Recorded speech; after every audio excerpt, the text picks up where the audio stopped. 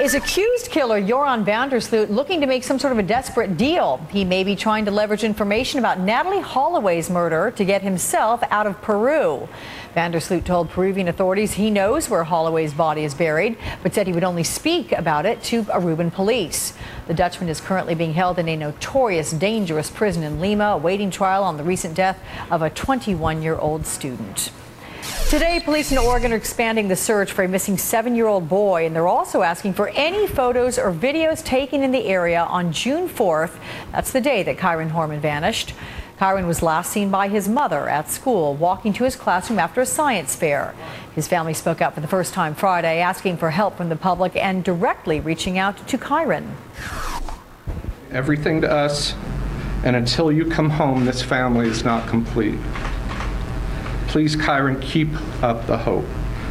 We believe in you, and we know you will be back with us soon.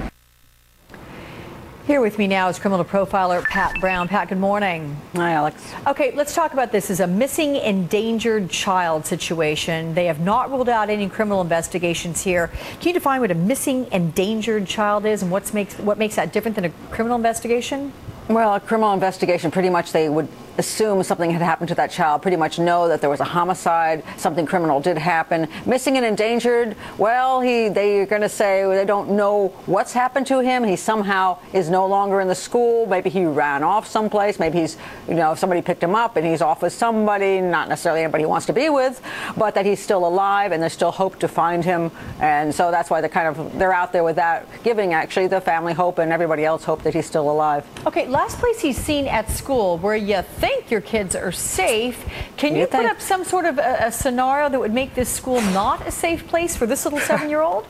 Well, one of the things I'm really shocked about these days is that there aren't cameras on the outside of that school, so we know whether Kyron left the school or didn't leave the school. That would be the best thing we could know. Then we'd know if he left the school for some reason and met up with his stepmother in the parking lot and then went off with her, or whether he wandered out of the school and somebody grabbed him, or whether he never left the school at all. And he's, maybe somewhere in the school, secreted someplace. So, I mean, these are things we need to know, but we have no video, and that's why the police are asking for anybody with pictures, video, anybody who was at that science fair, hoping that they'll be able to identify where he was besides his last time being seen in a hallway, which doesn't tell us a whole lot of anything. Yeah. Well, and speaking of not telling us a whole lot of anything, police are remaining pretty tight-lipped about all of this. Yes, they're appealing to the public to help, but in terms of what they know, there's not a lot out there. What would that be? Concerns that could tip off someone, a kidnapper, someone else who was involved?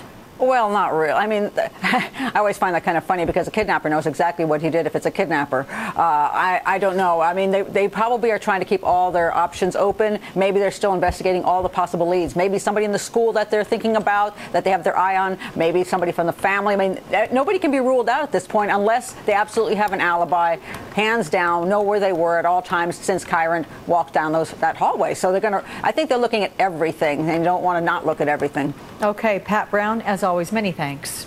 And thanks, Alex.